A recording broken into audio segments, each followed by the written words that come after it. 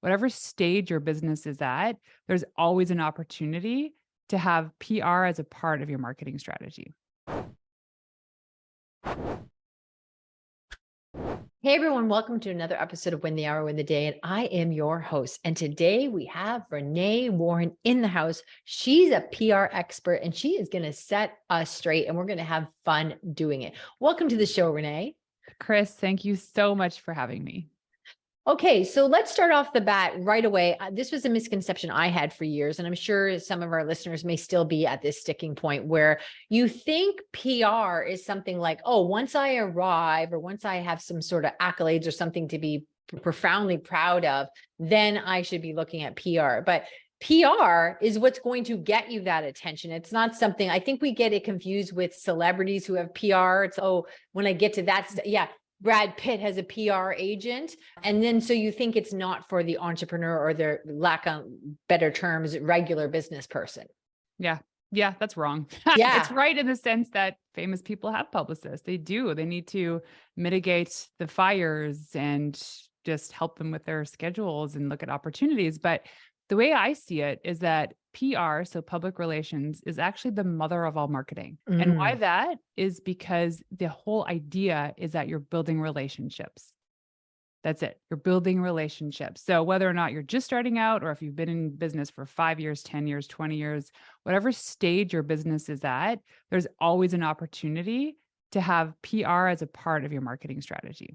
Yeah, 100%. Okay. Where do we start? Because that sounds like a big to-do list. Like, where do we even begin with that? And when and why do we begin? Is there such a time as, oh, I could, maybe I'm not ready yet? Or like you said, there's always we can always get to the next plateau. So I know you're always ready to start the process. I was actually talking to a woman, Jennifer, on Instagram because she was interested in my VIP day. And she's, am I too early? And I said, you're too early for this because she was just doing a beta for her new SaaS-based company. And she goes, I don't even have that many users yet. And I go, you know what your focus is, but here's where, if you have some leverage in your time or team, is you got to start building out that media list because that is a time intensive thing to do. And we could talk about that later. But for the most part, if you've been in business for a few years, 5 years, you still have an opportunity now. You have a product or a service that you're selling. People are buying because you're still in business. By the way, congratulations if you made it to 5 years. Not too many businesses do. You know, you're right. We don't celebrate that enough. We just put our head down. Hey, all right, I'm still here. Exactly. They haven't worn me out or worn me down, but you're right. Congratulate yourself. Yes. Good point. Pat on your back and you're still going and hopefully you're still growing. And so most businesses, they get to these points where, especially with the work that you do, is that people can, I know you don't talk about delegation, but people can create more capacity. Founders, CEOs, executives, top people in the team can create more capacity in their days, in their weeks. One thing that founders of companies should not be doing is their own PR. Okay. So when I say no delegate, I just want to clarify, it's a lateral move. The work comes through you. So reassigning work to other people, 100%. Having your win team, that's for sure. I do believe in getting work off your desk. So you're saying I shouldn't be in charge of my own PR. Do you mean somebody on my team should be doing it, or I should always be hooked up with a PR agent type facility? It also depends on the dynamic of your team. So with my VIP day, for example, I create your world-class strategy and I work directly with the founders by way of their EAs, VAs, or second in command. So they're a part of the strategic component of developing the strategy, but I actually train the second in command on how to execute and integrate the plan. And so we're, a small team, 10 to 20 people comes in and the founder's there to make those final decisions, or the CEO, and signing off on the strategy to understand how this works. They're not doing the work. And you shouldn't be doing the work if you have somebody else that can do this work. Right. So now we're speaking to people that might have no team or 2 people on their team. And so then where do they start with assigning it, or still not doing it themselves? Or where do we even start with PR, like blogs? Where does the beginning look like? What does it look like? So the beginning looks, and this might make people yawn, they always yawn when I say this, is who is your ideal customer? Define that person, because here's what you want to learn is a part of my process is I ask people for their podcast or media wish list. Where do you want to be in the media. They're like the cover of Entrepreneur and Forbes and Business Insider. I go, that's great. And I don't know that it'll break the bank for you, but sometimes industry publications will garner you more clients than being put into Forbes. There's so many opportunities for podcasts, TV, newsletters, monthly, weekly, there's so much out there. But when you identify where your ideal customer is hanging out, what books they're reading, what podcasts they're listening to, what magazines they're subscribed to, if you know exactly where they're getting their content that's relevant to you, that's where you need to show up. I think you're pointing out where people get misguided. Again, there's that celebrity factor where you might say, oh my gosh, it'll be fascinating to be on the Today Show. Great. My audience is not watching my people are not watching the Today Show, but then you think there's some celebrity clout there, and that may just look good on your page, but it's not going to bring you business because it doesn't yet. It doesn't. So let's just say like you are in the business to make horse saddles. That's a random thing. The people that are going to buy horse saddles might not be watching the Today Show. Okay. But they will probably be reading the equestrian magazines. And now, if you did get on the Today Show, it's not to say you won't get customers. What happens there is you're building a credibility and authority. And this all of a sudden becomes like a notch on your belt. It's great for your CV because you can use that as fodder, no pun intended, to actually pitch the media. Because, here's my segment on the Today Show. That's huge. That's like getting your like Harvard MBA and all of a sudden and showing that you can have a conversation and do clips. So I agree 100% with that. It's wonderful, but so many people would see that as the end goal, not using it for clout for other things. Okay, I'm done. I've arrived.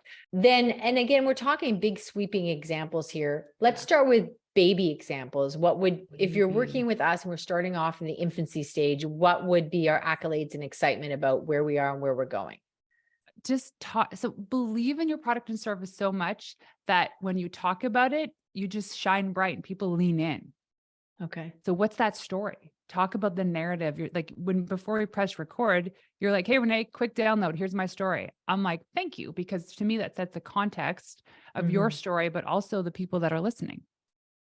And so like we go back to, okay, Renee, I'm a small shop. What do I do?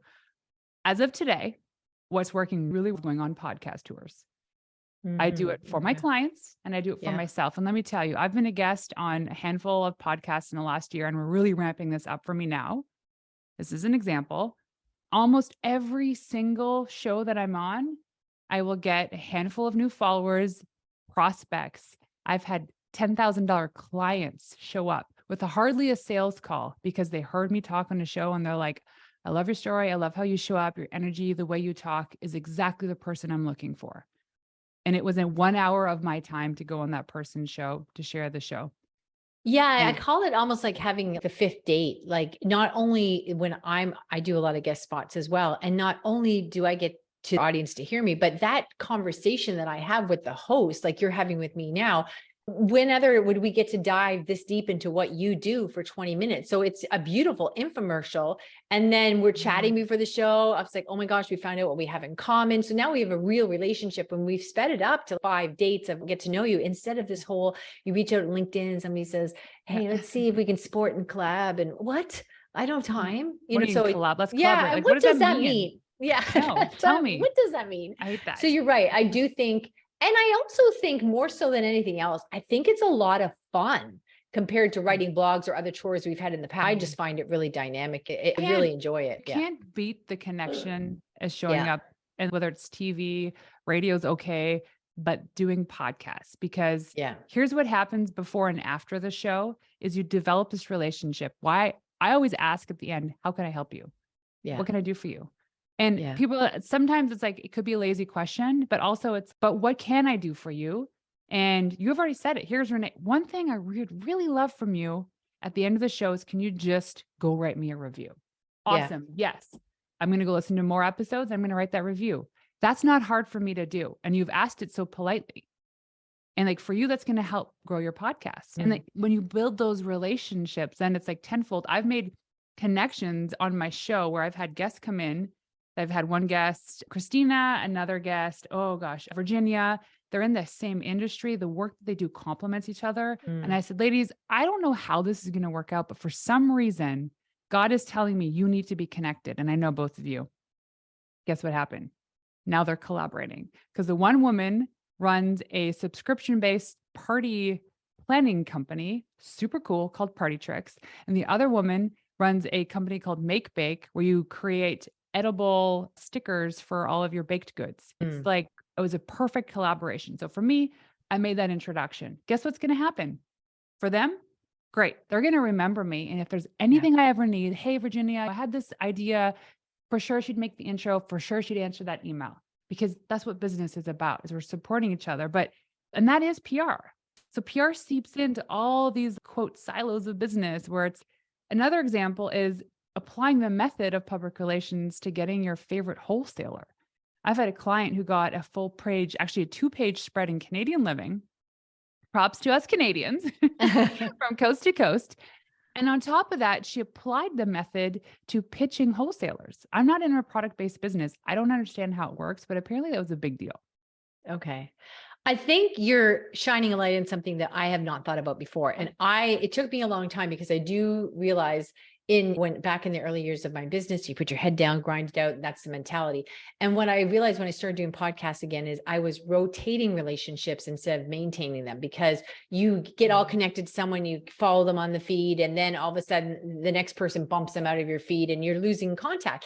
So I did what you do as well. And I have actually a little spreadsheet called my networking sheet. So after we do our interview, you'll go on there, I'll make some notes about that. And then when somebody's asking me, hey, do you know a PR person to be on my show? I'm like, oh my gosh, you got to talk to Renee.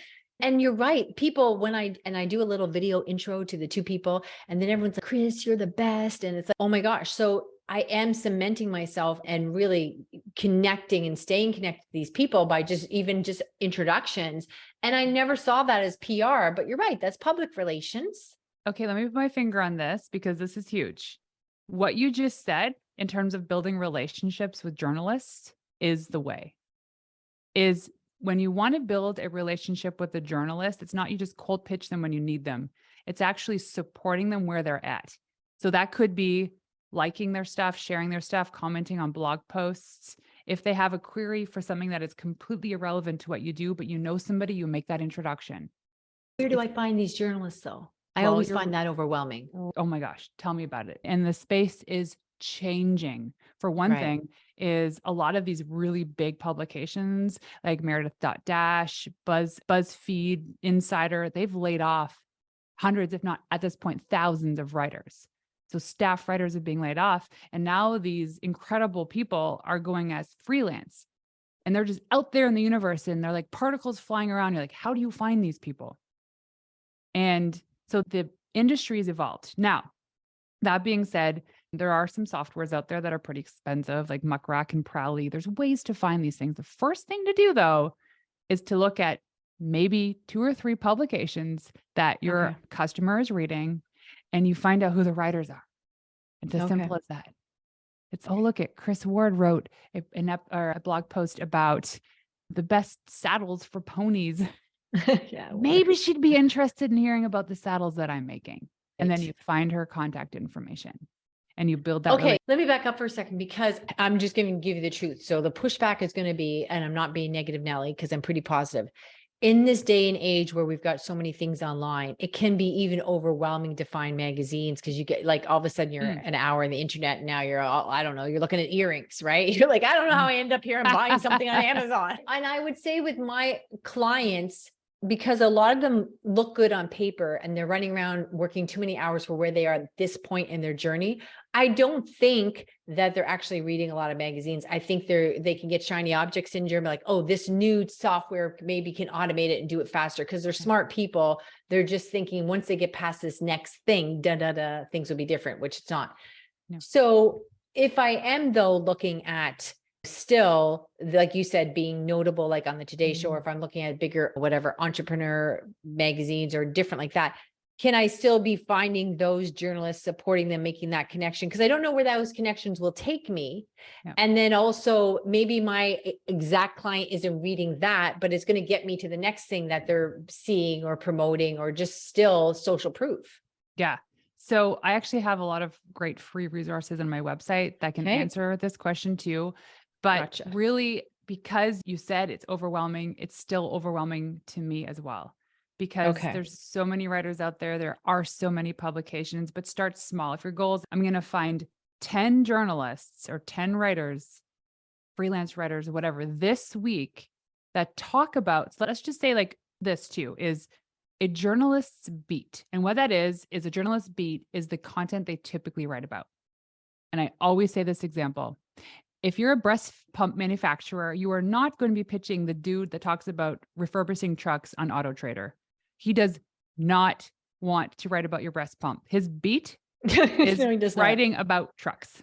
Right. A journalist's beat is the theme and the type of content they typically write about. So you might get a lifestyle blogger, you might get a foodie, you might get a fashion person. Okay. So the beat is what they write about. So if you're reading these publications and you're like, you find this person who's talked or wrote a similar article about your industry, chances are that's their beat. Okay. Because all of us, they're going to do what they're good at and they're going to stay in their lane. And that's the thing. And is they have to be known for one thing. They can't just go and write Right. about breast pumps and trucks and travel in Malaysia and then your favorite shoe. It's too overwhelming for them. You know what? These are the things where I say, you know what? I knew that, but I forgot I knew that. Like that makes sense to the rest of us in any career that we have. We know that we have to be within a certain niche, like whatever you are, a doctor, a hairstylist. You're like, you don't want to go to the hairstylist that does beards, babies, and then your wedding day. That's not what you want. And then your dog. Yeah. But then you don't think of that when it comes to journalists, because it seems like it's this big football field of them running around like the old movies over there. And how do we even get to that field? And like even the same with podcasts they're specific. You might get some that are parenting mom focused, but really their content is all about the birthing process, like pre and postpartum doula. And it's very specific content. So if your kids are 15 years old and you're out of the stage and your product is irrelevant to that podcast content, then you don't pitch them. Okay. This is very simple, but profound. And when I say simple, I don't mean to minimize what you're giving us. I think the best advice in the world, in your life, is always simple, right? Yeah. Okay. My gosh. All right. Continue with your wise wisdom, Renee. So in terms of finding the publications, like I said, go back to the ideal customer. So where are they online? What are they reading? Even knowing what Facebook groups they're in. Jump in, see what conversations they're having. Look at the questions that they're asking. Because you might actually have the answer to the question for them, or your product or service might solve that. But then you'll see the links of people, hey, you should read this blog article or listen to this podcast. Then it's like, oh, there's these people that exist. And let me tell you, we live in such a little siloed world with our industry. We don't realize how expansive it is. There's like 8 billion people on the planet. And you think about if what you're offering gets like a tiny, tiny, tiny piece of that, you've made it. Right. And so realizing the opportunity there for all of us to do and execute on when it comes to finding journalists, the best way to do it is you Google industry publications for like puppy or dogs and cat industry publications, the top dog magazines in North America, the top cat blogs in North America. And there's going to be so much that shows up and you're going to be like, wow, okay. My clients are probably reading these. And then you can go down that rabbit hole. And there's always for most publications these days, for a larger publication, there's probably anywhere from 50 to 100 freelance writers that write for those publications. So they're not staff writers anymore for the most part. And all you got to do is you see the byline. It's like you see this article and it's written by Chris Ward. Awesome. Click on her. Is it linked to an Instagram or a Twitter, or does it a website? If you can't find that information, plop it into a platform called Rocket Reach. You get a couple free searches, I guess, a month. And guess what shows up is their email address. Right. Okay. So now you have the person, you have the contact information. You're like, okay, Renee, what do I do? What do I do once I find out who I need to reach? And the process of creating the pitch, how to do the pitch, when to follow up, it's pretty hefty. And we probably don't have enough time for that. Okay. But there is a rhythm. There is a system you have to follow that allows you to be more successful. I'll give you a quick one right now. Okay. Podcasting. There's a really cool Google extension called mailtrack.io. So if you use Gmail, I think it's Google Chrome extension, mailtrack.io. You can get a free version, which is limited, or a paid for version, which is $5 or $6 a month. It allows you to track when an email has been opened, how many times it's been opened, or if it hasn't been opened at all. Okay. So install that. That's one thing. Put that on the shelf for a minute. When you're pitching a podcast, really the way it goes is you have your beautiful pitch with your incredible subject line, which takes, believe me, weeks to figure out, and you pitch the person. If they don't reply, you follow up 2 weeks later with a follow-up email that doesn't say, hey, just following up from my last email. You actually provide more information. Yeah. And then if you don't hear anything back after 2 weeks, a quick nudge 4 weeks later is good. And then after that, it's probably, they're not interested. But if you have mail track installed and see, oh, geez, Chris opened up my email yesterday. Oh, she opened it twice. It means that she's really thinking about this. So she's probably interested. And if I leave this too long, she's going to forget. So if you see that an email's been opened multiple times, follow up with them within 48 to 72 hours. Okay. And let me tell you, that follow-up email, boom, especially if they've opened the email. They'll be like, yes, I actually want her on a show. I want him on my show. Send me the details. I really like this because we're about systems and processes and our super toolkits and all this other stuff and putting things in play. And what I think is really neat, we've had other PR people on the show before, and each one of them were excellent in their own right. But there are times where you're talking to a PR person, they're like, it's all about building relationships. And I get that. But what is the strategy for that? Yeah. How do you build the relationship? What's the where, when, and how? And it's such a vague directive that is not helpful. It's like saying, be likable. Wonderful. Or the best is, grow your email list. That's a great strategy. How do I do that? Yes. What do I write? How often do I send the emails? Do I use a template? How many words in the email? Is it 3 times a week? Is it once? And then how many lead magnets do I have? Yes, they leave out too much information. Okay, so this is helpful. And I also really like that industry publications we all know Google's there. The answers are only as good as the question. So you're right. I would get lost in keying out, are you looking for outsourcing? Are you looking for burnout? All these things. But here's the industry publications for ... That's now we're starting at a bigger sphere and we can narrow it down. So that's helpful too. Let me level up for you. Okay. Let's unlock another level. Do you talk much about AI and Chat GPT on this show? We do. Everybody does now. Use that Chat GPT to put in a search query that's make me a list of the top 20 current blogs about horses. And guess what happens? They create a list, and it's just cut and paste into your media list, and then start searching for writers that talk about your topic. You're still right. I've got an amazing team, and I keep forgetting all the things you can do with chat. And somebody on my team who's spearheading it, one of the things she asked chat was she asked Chat GPT to give her the best commands for Chat GPT. And they provided it really good ones. And I was like, okay, that's an obvious question I wouldn't have thought of. Pretty awesome. Oh my gosh. Yeah. Okay. It does help with PR too, especially with, oh my gosh, we could talk forever. But for me, I use it for creating our episode title names. Yeah, for sure. Oh my gosh. Okay. Oh, time is flying with you. This could be like a 6-part Netflix series. Renee, maybe we have to have, I don't know, our monthly session with Renee. Seriously, because I have become a quick fan, and I do not throw compliments out. I like to be very positive, but I never say things I don't mean. So somebody shows me an unattractive child, I say, look at his motor skills, picking up that ball. Okay, good to know if you meet my children. So I never say things I don't mean. Okay, we just have a few minutes left. Oh my gosh, you just dropped so many value bombs. What is one more thing that you just don't want to part without us knowing? Oh, this one is that PR is a marathon, not a sprint. Once you figure out the system, you start pitching and you're like, no one's replying. And you just like, I'm done throwing it out.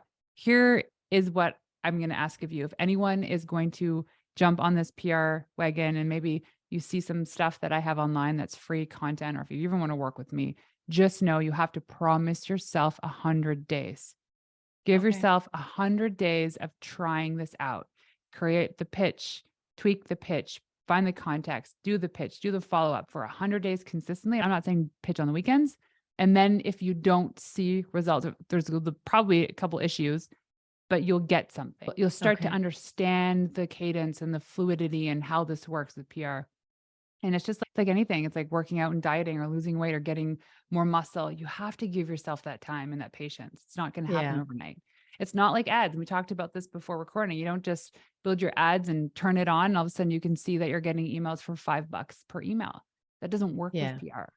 No, I think too, not having done the PR aspect of it, but being on podcasts, a lot of podcasts, and I guess this would translate as well to working on your PR, is that I find by just meeting people or talking to them or being on shows that it does help with my messaging by the virtue of either who replies, who doesn't reply, or the questions they ask, or the things that they lean into. Oh, that seems to be of interest to them. And so I always tell people, even if you never got one client out of all your podcast guests, you do come out so much better on the end because you're just finessing your messaging and you're learning so much rather than you just being in your office, what you think works in your head. So it really does help. And I think from what you're saying too, if you stuck to that 100 days, you'd really be better and tighter at the pitches and working the system. Yeah. If you work the system, as I explained, for 100 days, you'll start to get momentum to the point that it becomes addicting because you're like, oh, this works. And we have a system in our team who this person does the pitching and she reports to so and so. And now we just have this flow and it's all a part of our marketing process and it's beautiful. I do like it. And I'll tell you another secret, that networking sheet that I have, which helps me just keep people in mind and top of mind. And we even put their little picture there because sometimes you remember somebody's face and not their name and all kinds of stuff. And then there's people where I really feel like, oh, we gelled right from the beginning. And so we added a column, BFF, like, could I call this person anytime and pick up the conversation like we did the first day? I can't imagine a half hour ago, I didn't know you. So to me, it was like, oh, now Renee is going to be in the BFF column. And that sounds ridiculous, but it really also sets the tone of if I don't get to connect with that person in a while, I know what the connection we had. And I do really find, I can see now, I'm super excited where I have that in play by the systems and the super toolkits that we have in play, that really we have a good framework for PR that we just weren't using. I call those people my cheer squad. Yeah. Because these are people that I know will cheerlead for me. Will share a post. Hey, I'm launching my planner. Don't know what I'm doing. Would you just mind sharing this wherever you feel comfortable? Because my cheer squad will be like, absolutely, I'm going to do this. And it's so important to have those people and to have a lot of those people, as many as you can have. But here's the thing about having those people is you have to do the same. You have to reciprocate just as much. Maybe it's not now, maybe it's not right away, but eventually. And so it's that reciprocity that helps you just expand and grow. So it's like rolling a snowball, right? Start small, it gets bigger the more you roll it. So the more you give, the more you serve, the better it gets for you, the more comes back to you. Renee, I'm a fan. I am so a fan. I'm so excited. Okay. I love it. You're eloquent. You're informative. I think that PR can sometimes be evasive and vague, and it's just something we should do. Be healthy. That's great. But what does that look like? Exactly. So I really think that there's a lot of subtext and great structure in here. And everyone share this with a business buddy, please. Just one person, they will thank you. Oh my gosh. Renee, where can people find more of your brilliance? Oh my gosh. First of all, thank you for having me. You're a great hostess. Oh, flattery will do everywhere, Renee. Right? I know. I'm learning that when you're in the PR industry. So they can find me at wewildwomen.com or Renee_Warren on Instagram. Okay. We will be checking you out. Oh my gosh. Everyone else, until the next episode, this is all kinds of fun. Renee, thank you so much. And we'll see you all in the next episode.